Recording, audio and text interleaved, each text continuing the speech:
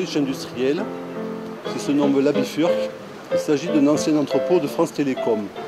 Aujourd'hui commence donc une exposition sur l'art partagé de Récupart, car comme j'ai utilisé moi-même un local pour la création, j'utilise aussi ce local aujourd'hui pour faire une exposition. Pour ce qui est du recyclage et du déchet, la réflexion elle est simple, c'est que quand on n'a pas de très forts moyens financiers, on a quand même une source inépuisable qui sont les déchets. Et c'est une façon de respecter notre monde, de respecter les objets, même ceux qui ont été jetés. C'est leur donner notre vie. Et à mon avis, c'est même, on pourrait dire, pour moi, la peinture de demain. Et l'homme est avant tout, pour moi, pour se sentir bien, un créateur. Donc aujourd'hui, il doit retrouver cette dimension de la création, parce que justement, il ne sait plus créer, il ne sait plus se servir de ses deux mains.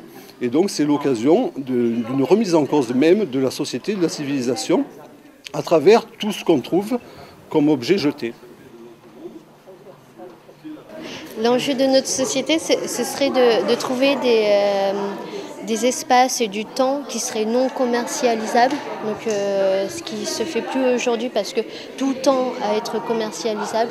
Et cette exposition-là, je trouve, c'est un peu utopique de ma part, mais je trouve qu'elle va à contre-courant et je pense que les gens ont besoin de ce genre de choses aujourd'hui, de partager autrement.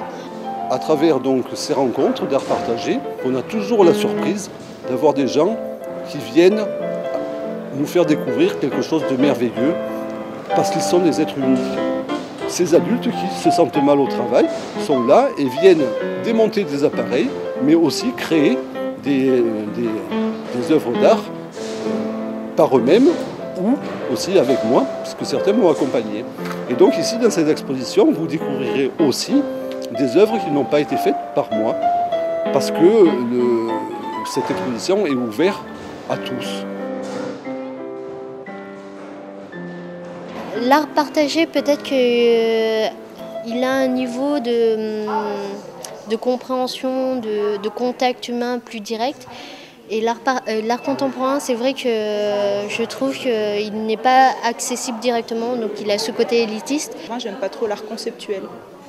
Justement, je suis assez d'accord avec François sur le fait que c'est important que nos mains travaillent directement à l'art et que ça passe pas que par la tête.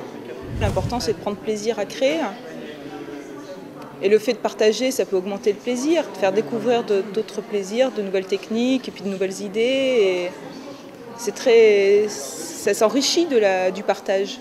Je pense que la démarche n'est pas exceptionnelle, elle répond nécessairement à un besoin d'expression, de retour aux sources, un besoin d'être plus simple. Certains d'ailleurs préfèrent faire le choix maintenant d'aller se promener par exemple, plutôt que de se mettre devant un téléviseur et assister toujours à des événements qui sont toujours très souvent négatifs ou qui se réfèrent toujours à une élite, à des héros, alors qu'on peut très bien s'émerveiller de gens très simples qu'on croise dans la rue. Beaucoup de gens sont influencés par la pub, les médias, etc., qu'on est vraiment bombardé d'images et que sans même s'en rendre compte, on devient vraiment les pantins d'une société. Des expositions, des espaces d'exposition comme Sois créateur de ton univers de François Noël tend à redonner la parole et aussi le geste aux spectateurs. Je pense que l'art libère et qu'aujourd'hui on a besoin d'être libéré pour devenir responsable. Cette création, c'est la première création d'art partagé. J'ai eu cette idée-là en 2007. Il s'agit de l'ange Gabriel. Pour les pessimistes, il annonce la fin d'un monde. Et pour les optimistes, il annonce le nouveau monde, le monde des demain. Celui que les gens vont de nouveau rencontrer en se servant de leurs mains, plutôt que simplement de leur tête. Ça leur fera pas de mal.